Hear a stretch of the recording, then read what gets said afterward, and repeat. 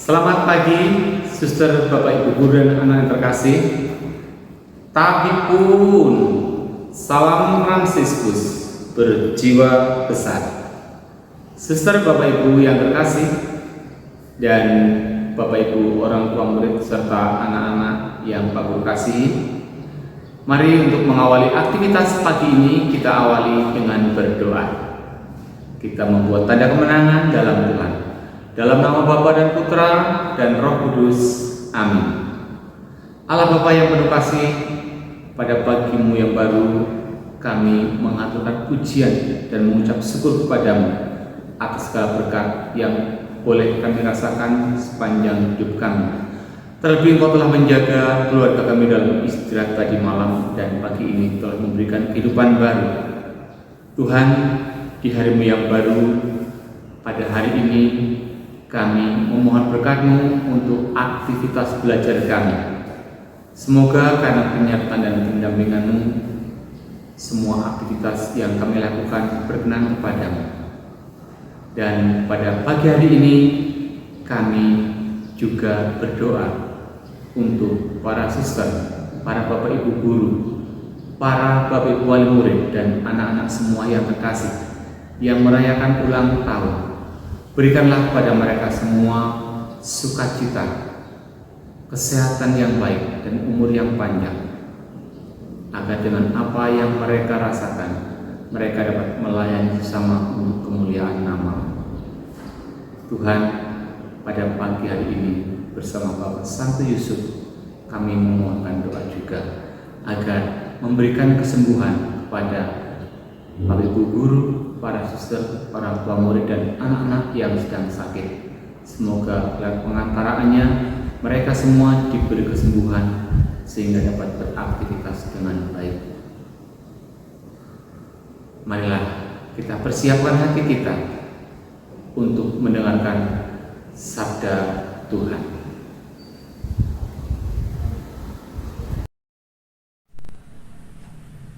Bacaan dari Injil Lukas. Tetapi celakalah kamu, hai orang-orang Farisi, sebab kamu membayar persepuluhan dari selasih, ingu, dan segala jenis sayuran, tetapi kamu mengabaikan keadilan dan kasih Allah. Yang satu harus dilakukan, dan yang lain jangan diabaikan. Celakalah kamu, hai orang-orang Farisi, sebab kamu suka duduk di tempat terdepan di rumah ibadat dan suka menerima penghormatan di pasar. Celakalah kamu, sebab kamu sama seperti kubur yang tidak memakai tanda. Orang-orang yang berjalan di atasnya tidak mengetahuinya. Seorang dari antara ahli Taurat itu menjawab dan berkata kepadanya, "Guru, dengan berkata demikian, engkau menghina kami juga."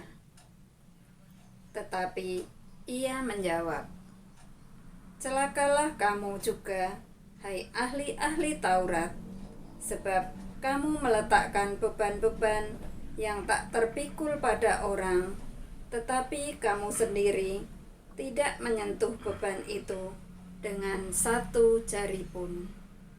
Demikianlah sabda Tuhan. Terpujilah Kristus.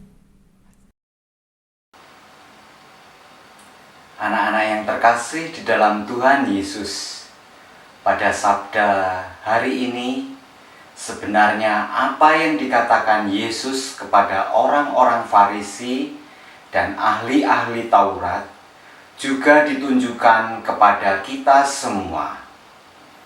Bibit-bibit kemunafikan selalu ada dalam diri manusia. Hanya saja kadarnya bisa berbeda, tergantung situasi, kondisi, tempat, serta waktu. Kita sering melakukan sesuatu hanya untuk mendapatkan pengakuan dan penghargaan dari orang-orang yang ada di sekitar kita. tidak ada orang yang mudah menerima kesalahan dirinya sendiri.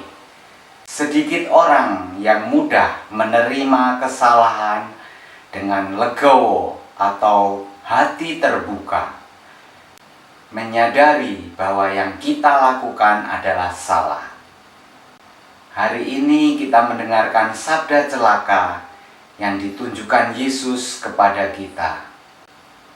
Dalam keheningan kita merasakan, kita teliti kembali tindakan kita. Kita buktikan kalau kita memang tidak terlibat dalam sabda celaka itu. Hati yang bening akan menuntun kita semua. Tuhan memberkati. Kisah Santo Fransiskus Assisi. Buku Fransiskus, Perjalanan dan Impian, halaman 45 sampai dengan 47. Ketika hati Fransiskus begitu terpikat oleh Yesus yang mencintainya, hanya ada satu kata yang meringkaskan semua pengalaman itu. Kata itu ialah mempercayai. Yesus mempercayakan Fransiskus untuk menjadi sempurna, seperti Bapa Surgawi adalah sempurna. Dia tahu tentang hal percaya mempercayai ini ketika dia bekerja di toko ayahnya. Orang datang membeli gulungan kain yang mahal dan membayarnya. Kemudian mereka meminta agar dia meletakkannya di bawah rak almari hingga hari berikutnya. Mereka percaya bahwa Fransiskus akan mengingatkan mereka dan memberikan gulungan kain itu tanpa suatu kesulitan. Itulah suatu jenis kepercayaan pada kejujuran dan daya ingatnya. Akan tetapi kepercayaan baru yang diberikan Yesus kepadanya mempunyai implikasi yang lebih besar. Putra Allah sendiri telah berbicara kepadanya, meminta dia membangun kembali gerejanya. Sekarang dia memahami bahwa arti permintaan itu lebih besar daripada sekedar menata batu bata dan mengadu-adu semen. Dia harus menciptakan kembali dalam dirinya kehidupan Yesus di atas bumi ini.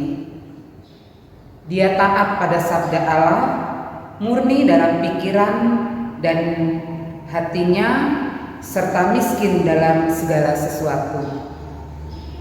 Bagaimana membangun kembali gereja Allah dia tidak tahu. Tetapi dia menduga bahwa itu akan menyusul. Seperti Petro. Ayahnya selalu mengatakan mengenai pengurus yang baik. Petro yakin bahwa semua pemilik toko lainnya mestinya mengikuti contoh dia untuk bertahan dalam persaingan. Kalau Fransiskus hidup suci dan menyerupai Kristus, maka orang-orang yang melihat dia akan sadar tentang cara mereka sendiri mengikuti Yesus. Itulah yang membuat dia cemas.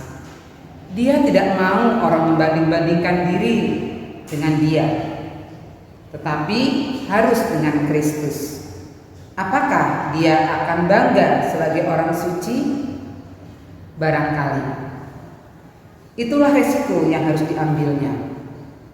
Yesus telah memberikan kepercayaan kepadanya. Demi alasannya sendiri, Yesus mengharapkan supaya anak muda miskin dari pemilik toko itu mesti menjadi sahabatnya yang akrab dan terpercaya. Hal itu berlaku dalam semua persahabatan, pikir Fransiskus. Anda tidak perlu memikirkannya terlebih dahulu. Persahabatan yang timbul akan mati kalau dianalisa. Persahabatan dengan siapapun, khususnya dengan Allah, adalah suatu karunia yang diterima dengan rasa hormat dan syukur.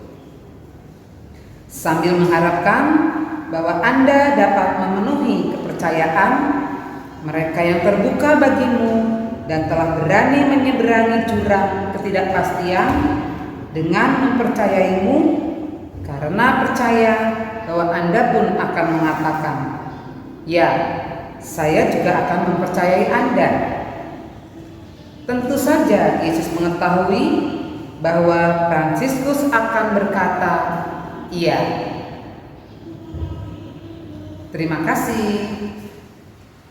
Marilah kita tutup doa kita dengan doa Salam Santo Yusuf. Salam Santo Yusuf, Bapa pengasuh Yesus Kristus yang setia, mempelai suci perawan Maria yang termurni, Bapa yang penuh kasih sayang dan pelindung kami yang kuasa.